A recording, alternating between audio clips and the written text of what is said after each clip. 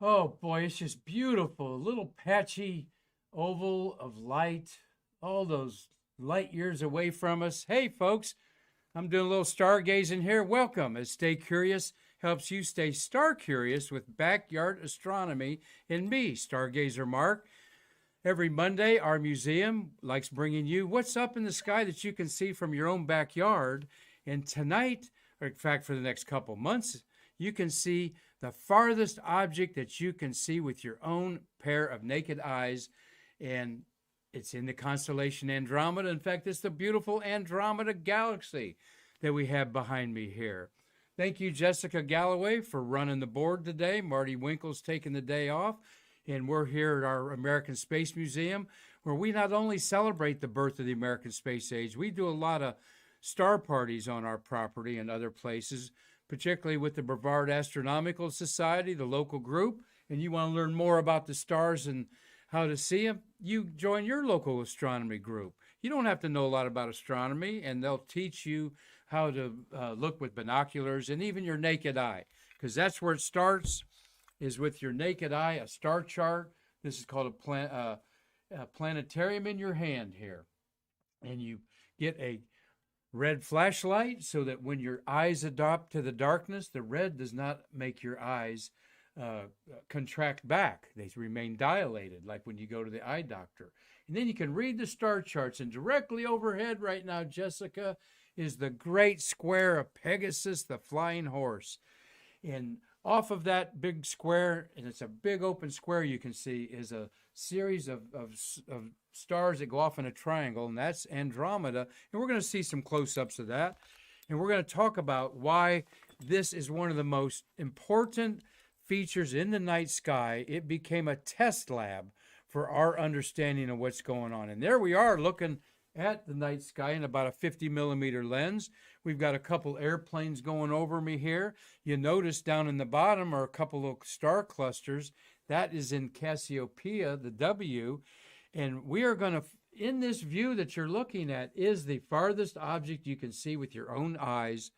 Jessica, go ahead and circle it for me. Oh, wait. Yep. Give me your circle. Give me the circle there. There's the circle. Right there is the Andromeda Galaxy. And folks, that is 2.2, maybe 2.5 million light years away. When you see it with your own eye, light left over 2.5 million years ago, about when creatures were on Earth were turning into Cro-Magnon from apes to humanoids. So a long, long time ago, okay.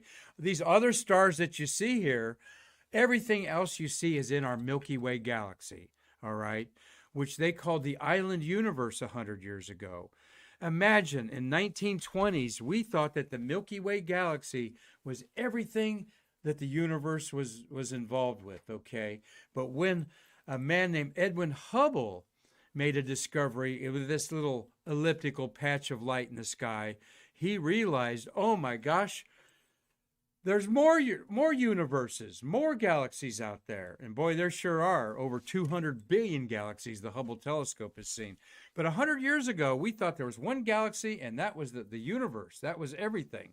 And of course, the Milky Way galaxy we're inside of it, so we couldn't know any better. Everything we see is part of our Milky Way, except with the naked eye, you see that patch of light. Show us that again, Jessica, and we're going to show you a couple of charts there. I just want to circle and emphasize that this circle of light actually occupies 3 full moons would fit in there. If the full moon was in there, is actually 3 diameters of the full moon and would occupy a lot of the sky. It's 4th magnitude. 6th magnitude is the faintest you can see. 1st magnitude is what the planet Jupiter and Saturn are, to give you an idea of that. A little pointer. A little pointer there. So we're going to learn a little bit about Hubble, Edwin Hubble, and how important the Andromeda Galaxy is to our understanding. But it all starts with the constellation Andromeda, and these are some cards, some constellation card identifiers, like the night sky one I have here. Back in the 1800s, this was called the Uranometria, kind of a famous star atlas. And that was a big deal back before telescopes, was naked eye astronomy and putting the stars where they belong. And here's there's Hubble. Here is a outline of the stars in the sky, and that's a little confusing to show you Andromeda. The red patch is the Andromeda Galaxy off the constellation Andromeda. But let's talk about Edwin Hubble there rocking a pipe and his discovery of the Cepheid variables, Cepheid, Cepheid variables, is the name of stars in our own galaxy that would turn on and off their brightness, not completely off, but they had variable power output that we could understand in the astrophysics world. This was known. So with this, you could determine the distance of objects with the Cepheid variables. So we quickly learned that the Milky Way galaxy was about 100 light years from end to end. In other words, it'd take you 100 years going at the speed of light, which is 6 trillion miles an hour, to go from one end to the other. We'll talk about that in just a second, about the speed of light a little more in depth. But the first person to see that little star, that little patch of light was and record it was the Persian astronomer Al-Fufi. And he called it the little coat. And this was in like 960 AD, all right? And until that moment, until 100 years ago, we didn't realize what we were looking at. We were looking at an object outside our galaxy, part of an island universe, so to speak. And Hubble was the guy that was tasked to do this. Hubble's a very interesting man. He grew up in Wisconsin. He went to Northwestern University. He began smoking a pipe and obtained a British accent just as a professional. And so he had this British accent smoking a pipe when he became famous out there in Los Angeles because he used the 200-inch telescope. And I'm going to show you the headline where he became famous. He and his buddy Einstein, Albert Einstein, loved hanging out with Charlie Chaplin, the most famous actor of his day. And they were really eat up with the Hollywood scene. They were seen lots of times at Hollywood places. Could you imagine going to Grauman's Chinese Theater, and there you recognize Einstein with this pipe smoking, by his hair, and there you see the pipe smoking Edwin Hubble there beside him. No doubt with some nice ladies accompanying them at the meal because, like I said, they had Charlie Chaplin with them. So a cool little space history there about these nerds aren't as nerdy as you think they are. In fact, this man was a championship boxer in the Big Ten for Northwestern, Edwin Hubble. So Edwin Hubble, here on the night of October 6, 1923, this is his work chart. This is his actual photograph that was taken with the 200-inch Hubble telescope, 200 Mount Palomar telescope. He also used the 100-inch Hooker telescope on Mount Wilson up there in California. But he's got up there variable, VAR, in red capital exclamation point, meaning that he, over a succession of nights, saw that this star N marked there had a variable light output that matched the Cepheid variables. And he quickly realized this thing is maybe 750,000 light years away. In fact, here's the headline of January 21st. Another universe seen by astronomer Dr. Hubble describes massive celestial bodies 700,000 light years away. Now, the earliest photography was in the 1870s, and they couldn't take a telescope photograph through the eyepiece until about the early 1900s. And when they did that, they started seeing that this galaxy had stars in it. And that was one of Hubble's things, was taking pictures to show that this patchy light in the sky that they called the Andromeda Nebula for centuries was actually filled with stars and a complete universe of its own. Imagine that. We've just figured this out 100 years ago. Of all the things we've figured out in the last 20 years, think about that. Well, here is a good star chart showing you upper left, the W shape of Cassiopeia the Queen. Just look to the north, all right? And when we're in Florida, I say look to Miami. And the rest of you in the country of America, look to Canada, all right? Or look to your North Pole is to the north up there. You'll see this W shape of Cassiopeia the Queen. And then below it is a Y shape of Perseus, and we're going to talk about the Queen Cassiopeia, the hero Perseus, and Andromeda, who was Cassiopeia's spoiled daughter. And Cassiopeia bragged about her being the most famous, the most beautiful in the world, and that made Zeus mad. And we'll talk about that story on a Stay Curious Backyard Astronomy, our next edition. Any rate, see that star Alpheratz there, Jessica? There is a Rolling Stones song called 2,000 Light Years from Home on their album Satanic Majesty's Request. Yes, and that was their answer to Sgt. Pepper. And Mick Jagger says, see you on Alpheratz, 2,000 light years from home. And that's the star he's talking about. Why he knew that star, I don't know. I think it's like saying Alpheratz. That's a good cat name, maybe. Yeah, Alpheratz.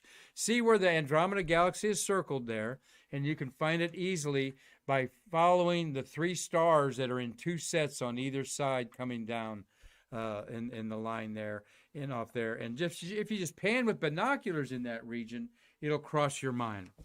So 2.5 million light years away, all right? What does that mean? And it's so huge. If it was as bright as Jupiter right now in the sky, it would look like this. There's the crescent moon. This is an artist concept of this. It is lots bigger than the moon, and it would be so cool that it was so close to see. It's like that in the sky. But don't worry, 4 billion years from now, it's going to be super close. In fact, the Andromeda Galaxy, which is twice the size of the Milky Way, all right, is 200,000 light years across. This Andromeda Galaxy is going towards the Earth at a speed of about 80,000 miles an hour. And you do the math, in about 4 billion years, crossing 2.5 million light years, it'll be right mingling with our galaxy. And I'm going to show you some pictures of other galaxies that the Hubble telescope has taken that are interacting. It's a very common thing. In fact, the Andromeda Galaxy and the Milky Way galaxy are part of what we call the Hubble group. There's a galactic gravity attraction of galaxies, and galaxies have grouped themselves around the universe. This is a big deal that we've learned in the last 20 years with all the telescopes that the shuttle's taken up and the Hubble and other ones like that.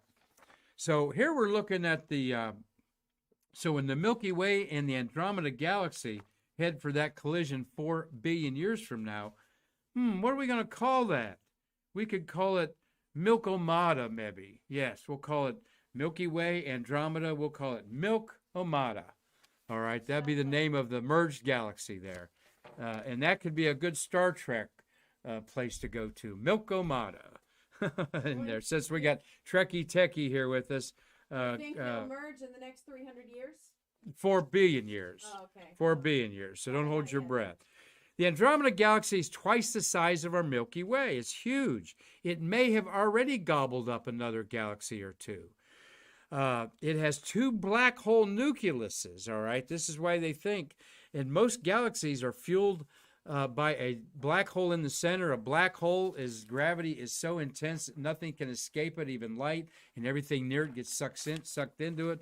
We'll do a black hole story sometime on Stay Curious, because Andromeda has 46 black holes we've detected in the system there. And we're not talking about the micro black holes and that kind of concept. Big boys. But here, light, we see our visible light, and we see things in a very narrow area of what we call the electromagnetic spectrum. And on the far left is the X-ray, infrared Andromeda Galaxy, and on the right is the visible that you would see through a telescope. Now, a telescope, you're not going to see individual stars. It looks big, like fuzzy cloud, but the center is definitely a lot darker. And see that other little oval up on the upper above it? That is another galaxy that's circling it, a pretty big one. This is the Andromeda Galaxy is called M31 because the astronomer Messier in the 1800s was trying to find comets, and he kept running across these fuzzy objects that didn't move, and he says, I don't know what they are, but they're not comets, so I'm going to give them a number. And the Messier list of 105 objects he cataloged in about a 10-year period is where you cut your teeth in astronomy. Those are the easy objects to find, and this, of course, is one of the easiest. So, but it looks very different in different wavelengths of light. That's why we send up different telescopes, an X-ray telescope, a gamma ray telescope, and then ones that merge both together there. So we're talking about the Andromeda Galaxy, the farthest object you can see with your naked eye. And it is like the laboratory in our backyard that Edwin Hubble used to discover that our Milky Way galaxy was not the entire universe, but that the universe is filled with billions and billions of galaxies. And some of those galaxies, like these that the Hubble telescope has photographed, are merging and interacting. Now, a few of them, it's an optical illusion, like saying that this piece of paper is in front of me, all right, and the photo's taken. But a lot of these are intertwined with each other, particularly those in the bottom. You see where stars have been ripped out and left in wake behind there. Very common thing because gravity attracts each other, and the void of space is huge. And when gravity finds each other, it's like you and a magnet with iron filings. Everything's coming towards you, and you can't stop it. You cannot stop the laws of physics, Jessica. You cannot break the laws. You cannot change them. You can't break them, and you can't stop them. Well, we've learned how to stop them in there. That's right. And Edwin Hubble's also known for another thing. He classified all of these galaxies in later years when we realized that these were island universes of other billions of stars and not in ours. Our galaxy's right there. We are a sparred spiral galaxy that's got a little bar light going through the middle of it, while up at the top, the SB is more what the Andromeda Galaxy looks like. You've seen the Andromeda Galaxy over and over and over. By the way, they call this the tuning fork of how galaxies evolve. They think it's from left to right. They're not sure. It could be right to left. But the galaxies are different shapes. Those elliptical ones are huge, and the spiral ones are where a lot of stars are being created within them spiral arms. So love to share with you my good friend Johnny Horn. He is in North Carolina, an amateur astronomer that you'll see his things, and he writes frequently for Astronomy Magazine, or Sky and Telescope Magazine is another magazine to get at your Wally World bookstores. It's $8, $6.95, I think, actually. It's got a star chart in the center, and you need to buy one of those about every other month, and that's all you need, or subscribe to it every year. They need the money and get the monthly. But Johnny get the monthly Sky and Telescope or Astronomy. Johnny's a regular contributor. He's in Stedman, North Carolina. Photographed this in his backyard. Look at those dust lanes. That's what you're seeing. Is those darkish areas are dust lanes where stars are being created. And of course, the center core is where the black holes are. And Johnny has taken about 50 images there, not one big one, but he's used his telescope and zoomed in on various parts and then stitched them all together. Such is the world of astrophotography today. But that one blob at the bottom and to the top are other galaxies circling the Andromeda Galaxy. And we have two galaxies circling us. Our friends down under know that for sure, the large and small Magellanic Clouds, and I'd love to get down there and see those someday. Well, in the meantime, I'm up here in the northern hemisphere, and we're looking at the Andromeda Galaxy tonight, and I'm going to get back out there. The moon rises after 11 o'clock. It's going to last quarter, so now's the time to get in your backyard. Without the moonlight, you could see faint, fuzzy things like the Andromeda Galaxy. When the moon's up, that moonshine washes it out, so you can't see it at all. But now's the time to see things, and there's so many things up there. Get you a good star chart, download one online, get you one at the bookstore. There's an app for that. And there's an app for that, and we're going to share a Stay Curious Backyard Astronomy app one day on there about things going on. And we're also going to get our Trekkie Techie behind here again to talk about some of the fun spacey games and things out there tied into astronomy and space. And you have seen Andromeda Galaxy. You probably saw it for the first time. Where? on the Twilight Zone. It was one of the intro images of the Twilight Zone for many years. Well, I'm going to get back out to doing a little bit of stargazing. Until then, I'm Stargazer Mark telling you to join us the rest of the week because we're going to be having our regular Stay Curious program. And during the holidays, we're always going to reprise a couple old interviews, so stay tuned for that. But I'll tell you what, things are looking good in Florida and across our great country for a good winter. Why don't you book a trip down here to the American Space Museum and see our museum? Until then, I can't wait to see you here to bridge the space between us. Let's look at that Andromeda again. Oh boy, it's just gorgeous in these binoculars.